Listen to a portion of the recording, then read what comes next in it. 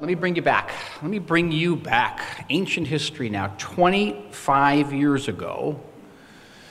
Ancient history, to a freezing December night in an isolated IDF outpost somewhere in the hills of Hebron.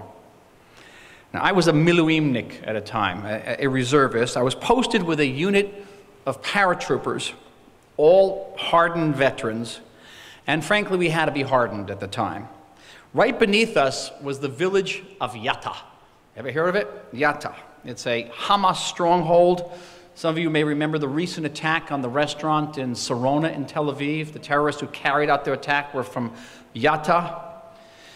At the time, we were assigned to secure the area, to penetrate Yatta when we had to, when we were working 24/7 in this freezing December.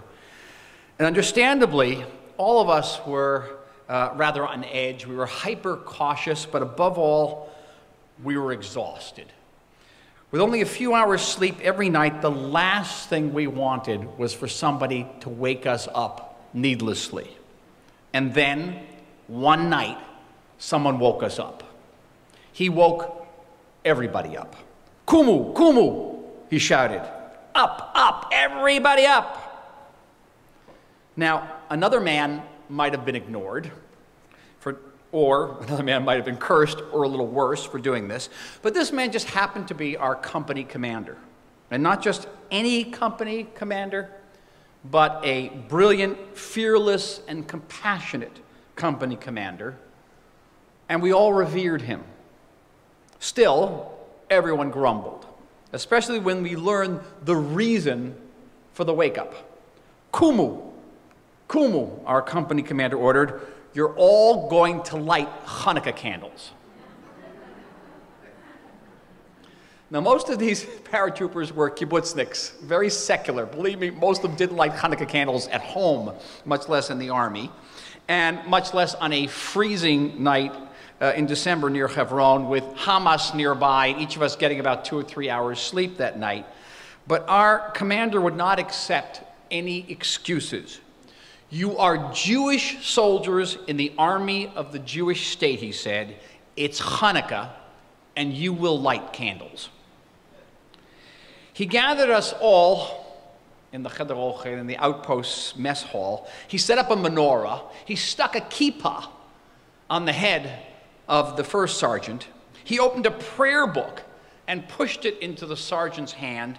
"And now," the commander said, "now light the candles and say the blessings." And the sergeant, still grumbling, did as he was told. In a half circle around that menorah, under the waning light of that single bulb in an exposed outpost, groggy and clutching our guns, we all stood and sang Ma'otzul. Everyone sang, everyone except for our commander. His name was Captain Allah Aburukin. He was from the village of Usafia, just south of Haifa. His father, Sulman, was for many years the famed head of the Carmel Nature Reserve. Allah, a member of the great Aburukin family, was a Druze.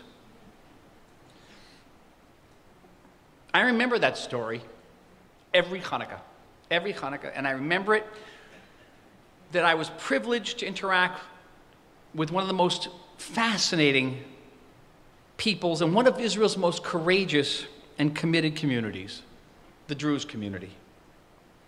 In addition to living in Israel, most of those communities have traditionally concentrated in what is today Syria, in Lebanon and Jordan, and for many centuries have been a dominant feature of our Middle Eastern landscape. As a PhD student in Middle Eastern history, I learned about the Amir Bashir, the Druze prince who fought alongside Napoleon against the Turks at the beginning of the 18th century. I learned about Shakib Arslan, one of the most outstanding Middle Eastern thinkers of the early 20th century. Throughout that history, I learned the Druze were renowned for their devotion to their families and to their faith, a peaceful people who, when they had to, also became fierce warriors. And they're also known for one other thing, for their friendship with the Jews.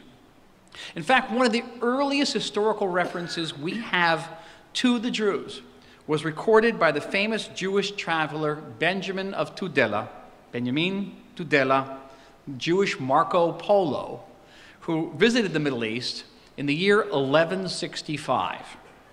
He described meeting this mountain people, the Druze, who bravely defended their traditions. And he concluded with one simple observation. The Druze, Benjamin wrote, the Druze like the Jews. Amazing. 1,000 years ago.